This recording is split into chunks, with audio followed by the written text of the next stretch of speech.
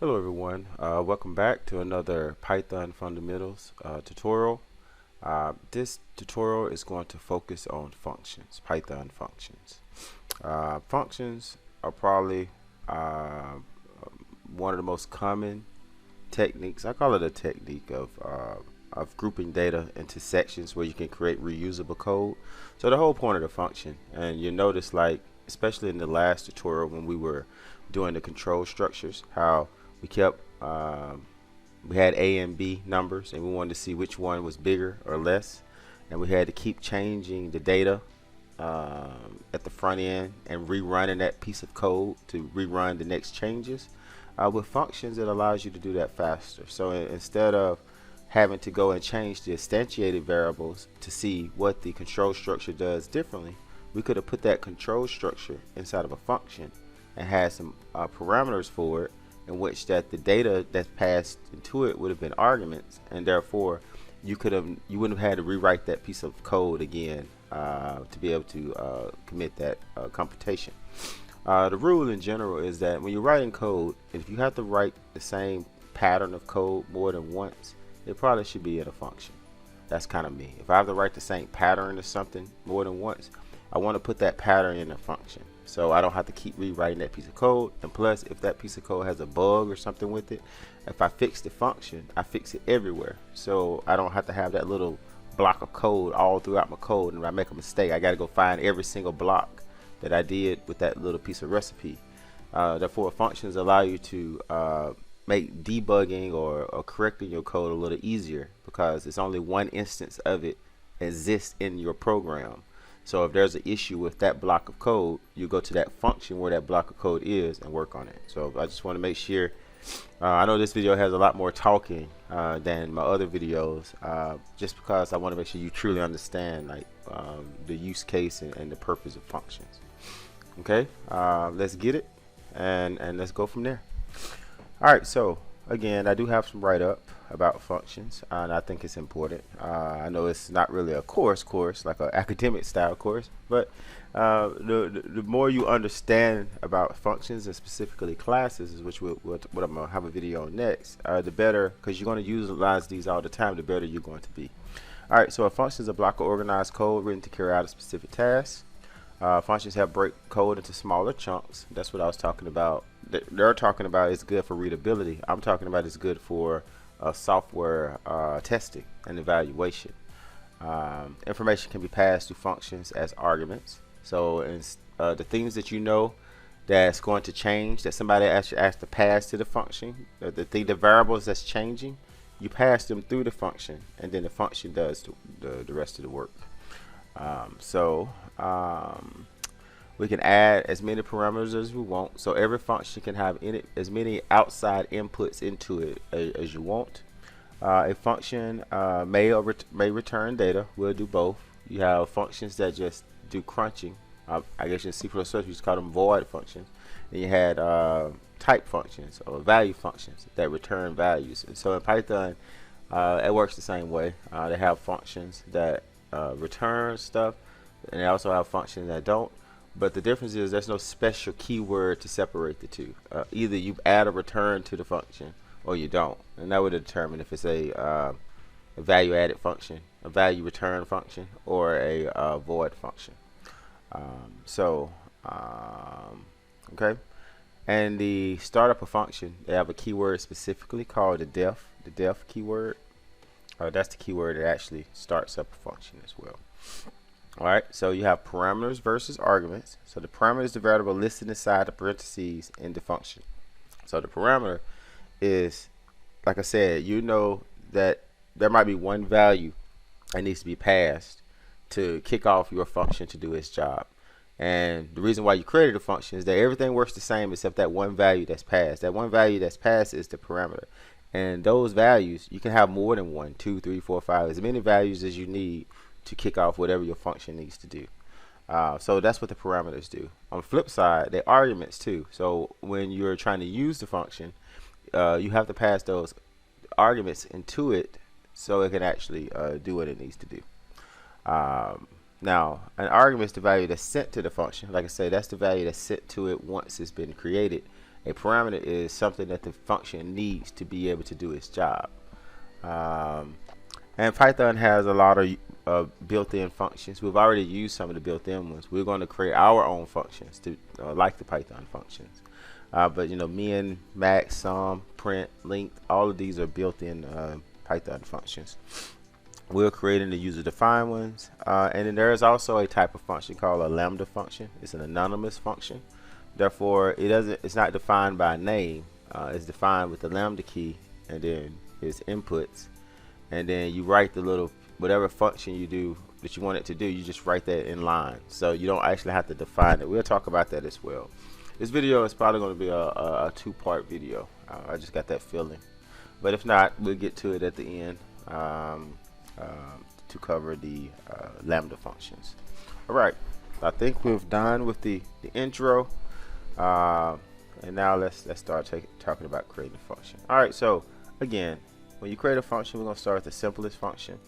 Let's do like a hello world function. So we're going to create a function just like we do hello world for variables in programming. We're going to create a hello world function.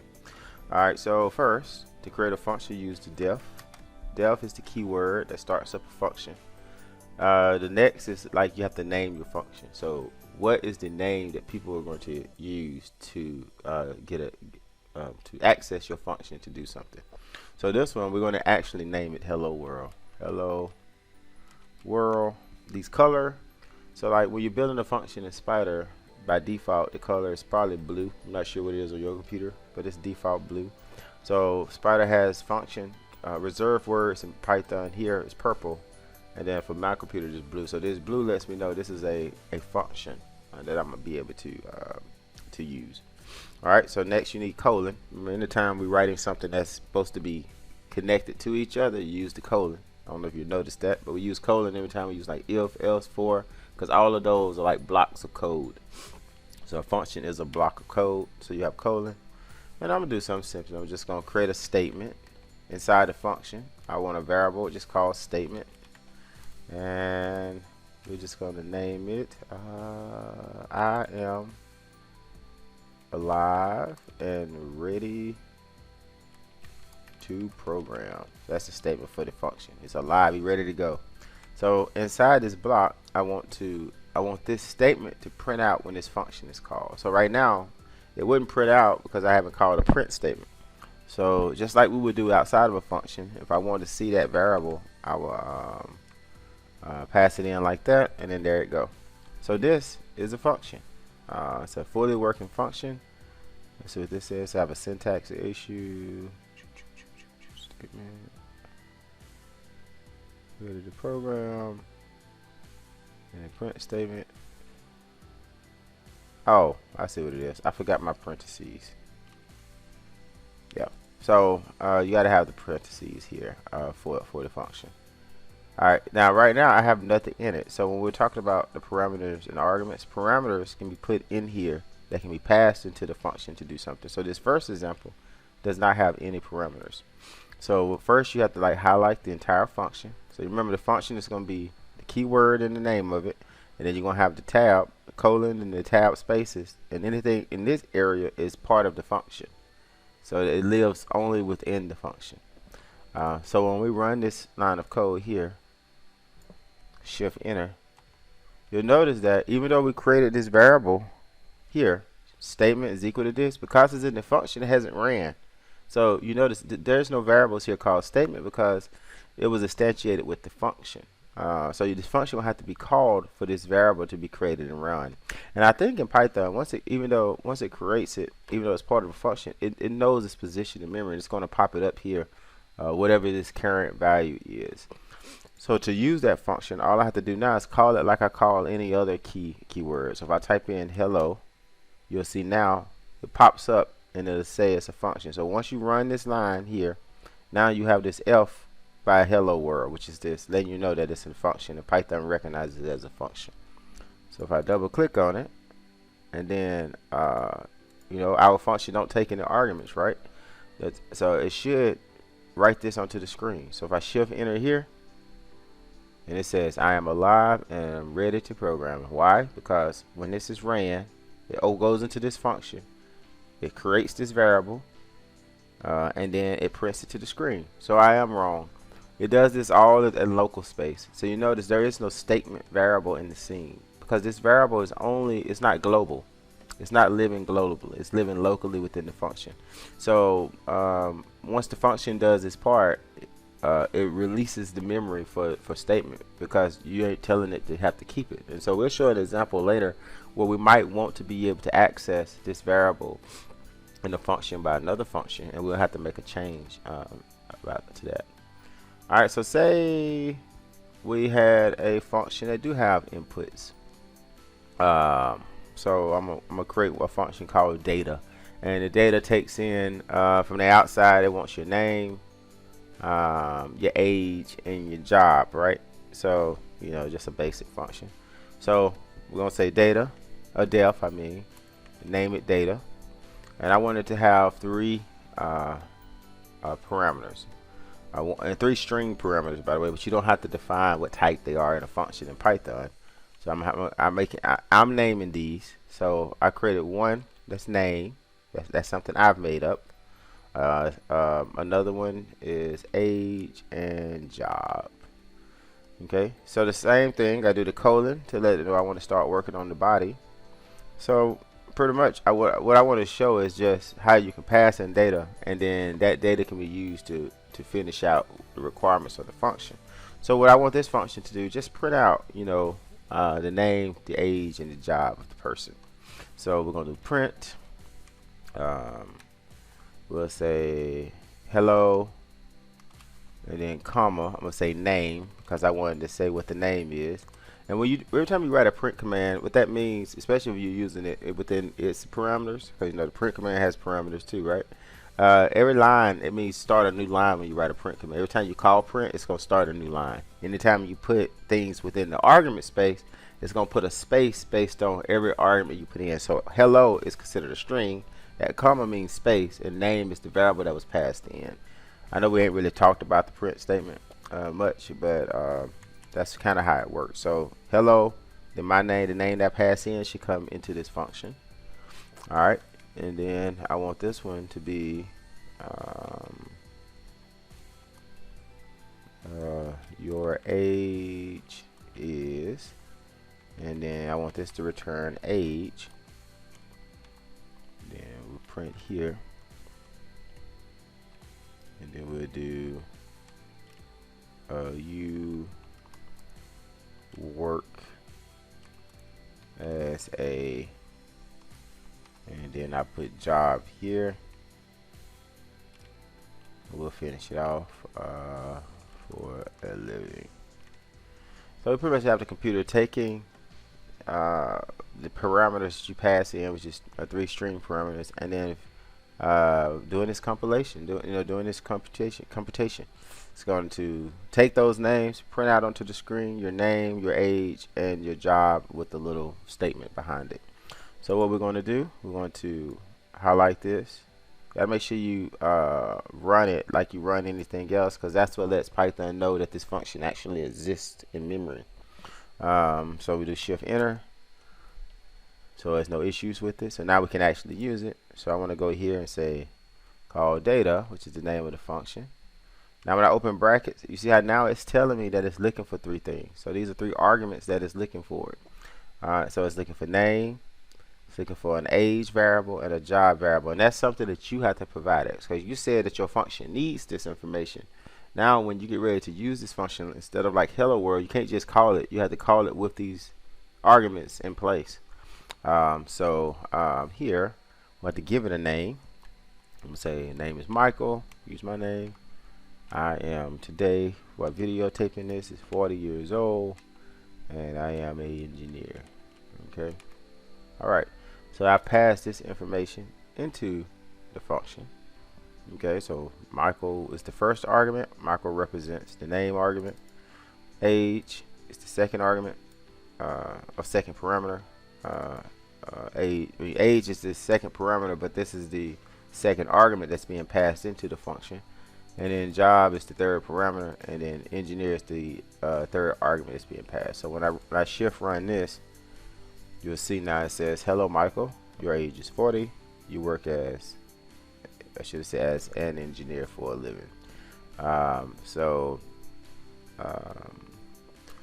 that is how you can create a function that takes in arguments to actually produce some type of work. And so, like, that is pretty much the gist of different functions. What I want to do next is just create some like little helper functions that might be common for you to use, just to get you some practice on building functions before we move on to like the next kind of core topic of functions in Python. So say you wanted to build a function that the argument is a number, and you're going to return that number multiplied by itself. Okay, so let's do this. We want to create a function. I guess it would be called to find the square of a number. So the job of this function is that it's going to take a number. It's going to take that number, multiply it by itself. You know, so if it's 3, it'll be 3. It'll return back 9. So it's like the square of it. Or assuming this is like an actual square, you're trying to get the area. You know, link times width. But that's pretty much what's happening in this function. All right, so we're going to define the function. We're going to call it square. Yes, let's see, SQRE. And then well, let's say square area, square area of a number. And then so here I'm gonna call this this argument and this parameter, I'm gonna call it num, which is short for number. So that's what I call the parameter that's required by the user that they have to submit. Do the colon to start working on this block of the code. So all I'm gonna do, I'm gonna take a let's call it internally, result is equal to the number that's passed in multiplied by the number. So that'll be the square of the square area. If the number is 2, I want it to take 2, multiply it by itself, and then return the results. So this one is going to be a return function. So when it's done, I want it to return the results. So you know how like when we be writing these functions and we have that out that happens, you know, down here I say it's an out. It always have like out and then some number. I would say that out is something that you can actually take in as a variable. This is how that works in behind the scenes. So that means that all those functions that have an out must have some form of a return. They're returning something back. So in this case, the out will actually be the results of the number squared, you know, 2 times 2 or whatever. But anytime you see out, that means inside that function somewhere there has to be a return or some type of callback ability within it. So what we're going to do, we're going to take this function and we're going to run it to make sure Python recognizes it. All right. And now when I want to use this function, if I go to square area, you see now it exists. It needs a number. I pass in the number 2, shift enter, and the out's a 4. You see this out? This is what I'm talking about. This out gets popped up because it's saying that this returns something, and it returned back the number 4, but it didn't store it into anything, because if it had stored it into anything, it would be showing up over here. So if I wanted that value to be stored every time, I need to put something in front of it. So we'll say squared results. This is something I'm making up. Is equal to that. So now when I run this line, that value is going to be stored locally into this variable, and so therefore this variable is going to have a reference to it, and it'll show up in the environment area to let you know that this value is actually stored in memory and not just used for computation. So when I do shift enter here, now you'll see the result now is 4, because that's what this return. And you notice down here there's no out anymore because the out was actually passed into a variable.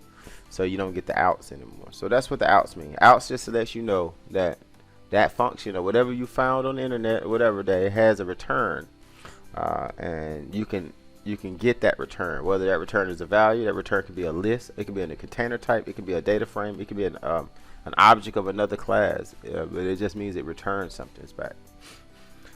All right, so again, what if we wanted to change this number? That's the beauty of functions. If I had hard coded this, it will only work for one case. But because we created for a function, we could say, all right, what about 125? What's the square of 125? You know, shift enter, the square of 125 is 15,625. So it's like a helper function, right? That if I don't want to have to keep writing it over and over, I could just use this little function we created to get the square error every single time. Remember yesterday, well, not yesterday, it actually was yesterday when I created that video in real life, but I created a video about how to check to see in the control structure if it was even or odd, like if the number was even or odd. And you'll remember we had to go changing the front number every single time. We had to go change where the number was instantiated every single time to be able to get it to work. So this is how I would do that if I was actually using that. If I wanted to do that check for like a program or for someone to use it, I would want to make it a function so those inputs don't require us to have to like go somewhere to go check the numbers. So this will make sense when I do it. So yesterday we created to a variable, right? So I had the variable a and it had the number 5 in it. Okay, and then I created a function to let us see if this was even or odd. So this time we're gonna create that function using I created a recipe, not a function, a recipe that that checked to see if it's even or odd. So I consider like the code inside here. I will call these recipes. That's what they are. They're just recipes like cooking. You got some set of instructions you want the computer to do, and you're going into here and creating a recipe so the computer to do that. So that's what I mean by recipe. So let's work on the recipe of this function. So we're going to define the function. Let's call it, we're not going to be creative, even odd test. And then we're going to bring in a number.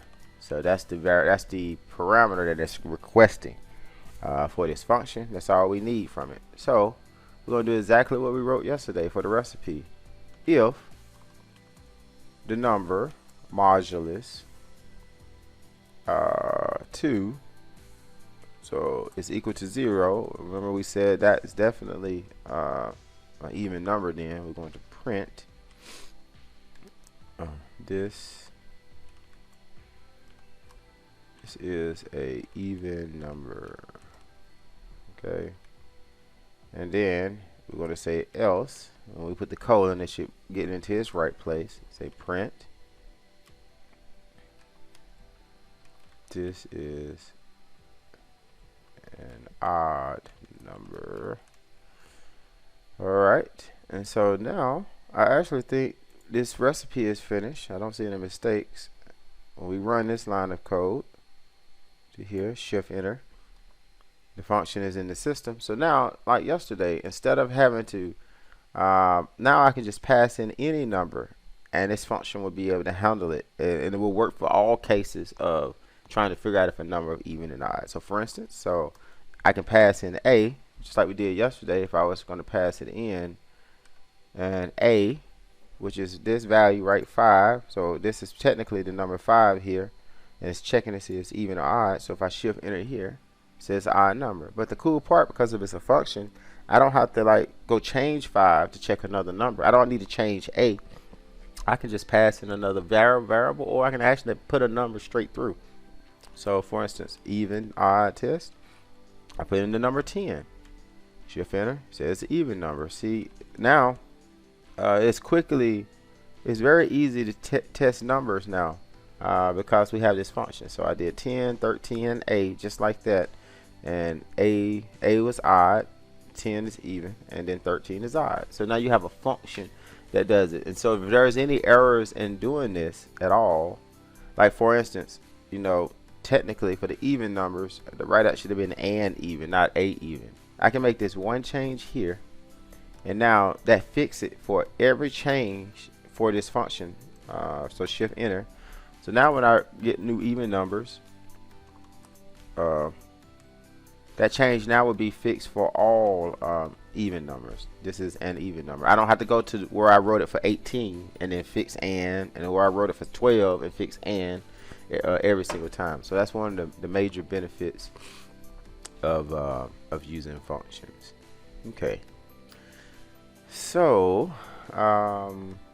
one thing I want to do before we move on from this kind of phase of a function is talk about what if you want to access to a variable in another function. And I'm just going to show you how to access it. So say if there was another version of hello, we'll call it hello world 2, but all hello world 2 wants to do is print at the beginning. It wants to print the statement that was written by hello world 1, and then it'll say thank you, or thank you at the end. So you would think, all right, so I have hello world right here, right? I should be able to go down here. I can create a hello world 2. That's what I'm going to do. Def hello world 2. Just not hello world 1. Hello world 2. Open parentheses. Put the colon. And then what I want to do is just print out statement up here, because you know statement was known here by this function. So I want to copy this and print out statement. And oh, not there. My bad. I want to print out statement here. Okay, and then after I print the statement out, I just want to say thank you. Okay, so when I get right here and try to run this, Control Enter, it'll let me run it. Now what this is telling me, you see where it says new name, undefined name statement. The editor is trying to help you. It's trying to say, hey, I don't see this in here, therefore I don't know if you can use this. And if I try to run hello world 2 right now,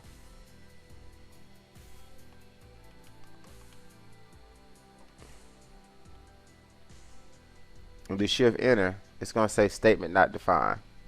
Now I'm going to show you two ways to deal with this. Now this is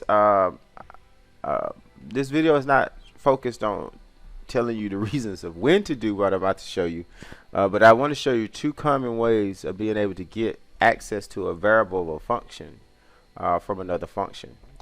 So one way, if this variable really does need to be used outside of this function by other groups, what you would do, you need to instantiate this variable outside of all functions if this is what you need. So I will only do this if I know everyone is going to need this. Therefore I will take the statement right here, statement that's inside there, and I would just say quotes here. So I will instantiate this, shift enter, which means that I gave this value before, gave it some kind of value so it exists in the world, even though this haven't ran yet. It has nothing in it. So now if I were to go down here and run hello world 2, it's not going to give me an issue. It's going to say thank you. It's not going to scream, but it's not going to have any values in it. And the reason why it doesn't show anything in it, because when I created this statement, this hasn't ran yet. This function hasn't ran to put any values in it. So in this way, I will have to run hello first to assign statement with this value. If I wrote hello world, shift enter, I'm alive, and then oh, hold up, I don't think that worked the way I thought it was going to work.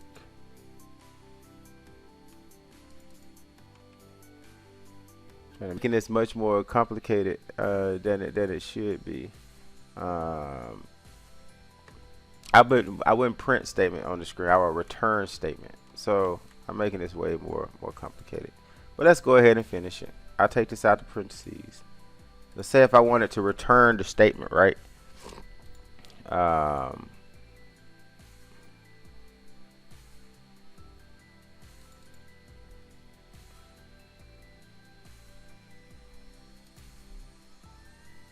Okay. So what I did, I'm gonna go back and clear this up. This is where we're gonna stop with this video when I get this. I don't want to confuse you much further than this before we switch videos. So let's go all the way back. I'm gonna reel it all the way back. All right. What we're doing, we're trying to see how to get access to a variable outside of a function where multiple functions could actually use it. Right now I'm showing you, I would call it a harder way to do this, because there's an easy way to do it as well. But then once I show you the harder way, then I show you the easy way, and then we'll cut this video down at that point. At that point. All right. So the one way to handle this is that you create a variable outside, like statement, okay, and then with the function, you have the statement that you want to be filled in. So maybe we pass in a statement, or we have some statement that the function is producing, and then we return.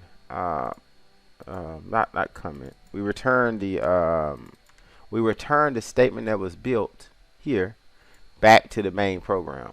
So this is the function. This is seen by everybody. This is only what's in here is only seen by the function. So therefore, if you don't have it returning anything that it did in here, it won't show up in memory, and that's the mistake. Like I said, I haven't just done a small program like this in a while. That's the mistake I'm making. So what I need to do is statement now. That's on the outside, the statement variable is now equal to hello world, because this now has a return. Now it's going to return back a string in this case, and so this string is going to get assigned to this variable. So when I do shift enter now, oh, musician, oh yeah, I'm missing the, give me a second. Hello world, missing one required position. Comment.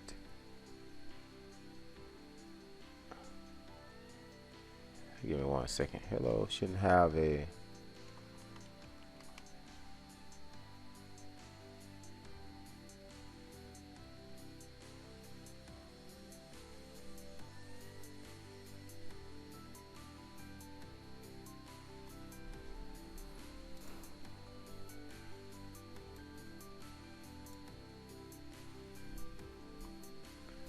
Give me 1 second. I'm a little. Okay. That was no mistake. So what it was saying is that I was missing a positional argument called comment. I took that argument out of here, but the problem was I needed to rerun the function. So it didn't realize in the code, it didn't realize that this didn't exist anymore. That comment that was here. Just make sure we're on the same page. That comment was there. I removed it, but didn't rerun the function. Therefore, the function thought I still needed that comment. I needed that argument to be passed, and that's what this error is. I want you to make sure you understand when you see it. When you see this thing talking about missing one required positional argument, that means that there was something here that needed to be like in this part here. It was expecting something inside the parentheses, and I didn't provide it anything. Therefore, it thought it was missing it. So anyway, now because this statement is equal to this statement, so I did this. I did shift enter. It should fill out I am alive and ready to program, because it was that variable was created within the function, and then that variable was passed back to the variable that's outside of the function. When I say inside, outside, I mean like inside of here. This statement here has nothing to do with what's going on inside of here. As you notice, even though this function ran, comment information did never populate into the environment variables, because comment never was stored. It was only stored locally to do what the function is requesting, but it's not stored globally to where someone else can use it. So now statement, since it's a globally positioned object because it shows up in here, that's how you can tell if something is global or not, if it's in here or not. When you equaled it to hello world and a return back comment, now this statement is, now everybody can see it. So if we go back down to hello world 2, I don't need to do anything to this function. It's already ready to go. So we just rerun it. Now since it has access to that function, if I do shift enter, it says I am alive and ready to program. Thank you, because now it has access to statement. All right, so that's one way of doing this, right? That's the way. All right, so what I want to show you the second way, and I'm not saying it's better or worse, it's just you got to make sure on your side you know which way you want to use to have access to other variables within a function. So what I'm gonna do, I'm gonna empty out my environment window so you can see what happens. So I'm user defines all those. So now nothing is stored. I'm gonna have to rerun some functions, because right now if I were to run hello world, it's not going to exist because we just ended the environment. So I want you to just comment this out so you'll have it there. Statement. I want to return this back to statement. I want to get it back to where it was. Statement, right? Remember, we didn't have a return value the first time. We just printed it. So print statement. Okay, that's how it was the first time. So I'm gonna do copy that, shift enter. All right, so now it's back in the world. I'm gonna remove. No, I'll keep this commented so you can, in case you want to keep both. And all I'm gonna do here is just say hello world again, so it'll be just like it was. So shift enter. It prints out I'm alive and ready to program. It's the data is stored here. You notice there's no environment values over here, and if I go down here again and I have to run this line as well, shift copy the entire function, shift enter, and you try to run hello world 2 again, you'll see name statement is not defined. So this is where you need to get, this is your first kind of practice to see can you get back to what we talked about earlier. So I want you to get back to this state where you have this function where you have the variable locally defined. And then down here you have the variable hello world 2 where it's trying to use that local variable and print out to the screen. Alright, so the only other thing that I can tell you about this is you could make the statement variable inside the function global, and then once you do that, everyone will have access to what it is. So again, there's no good or bad way in my opinion of this. It's just you have to be really cognizant of how that variable is being used and accessed by other functions. You're going to have to make sure you monitor that closely if that's the way you plan to do it. So for instance, here we have the statement variable. What I would do, the only change I would have to do is before I put something in statement, I need to say global and then the name of the variable. Alright, so this one keyword will now make this variable here accessible everywhere. So once this function is ran, every time it's updated, this variable is not accessible to everybody. So I'm gonna rerun this function, rebuild the function, shift enter, that puts it in memory. Now when I run it now, watch what happens over here that hasn't happened before. If I do shift enter, boom, all of a sudden you have a variable, that's statement, that's located in global memory. So now that statement now has a memory location in memory where it's stored based on the local function run, all because we use this global variable here called statement. So if I go down back to the other function, and if I just run this function now again, I'm alive, ready to program, because now this variable is accessible outside of of the local space of the function. So alright, so there will be a part 2 to this. I think this is enough to cover for the first part, so let's do a recap. So we talked about creating a base function where you had no arguments and you were able to set the function up. Remember, a function has the def keyword, you have to name it. Regardless, you at the minimum you're going to have these parentheses. That means there's no arguments passed, or you're going to actually pass in arguments like this function, so things can actually go into it. We talked about how to make a variable global, like a function variable global. 2 ways. You can actually create a variable outside of the function and then pass in that information and set it as you go through your coding design, or you can use the global keyword in Python, and that would make a statement global, that would make a variable, put it in global state or global space in which all other objects can talk to it. We talked about a couple of examples of creating little helper functions like the square function, square area function, and even odd test function, just to show how we can create functions to do that. And then think lastly we created the second hello world function to show how we can call a variable from another function inside of it plus write something else as well. So that is what we covered. Right, so I'm gonna call this part one because we didn't really talk about there are some key things about functions that'll be helpful to you, and we'll cover in the second video, which is the args, and then the KW args. I'm sure they have a name for that, which is more like args that are in dictionary form.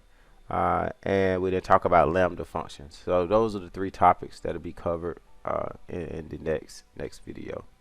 Again, thank you for watching the tutorial. I wish you the best and happy programming.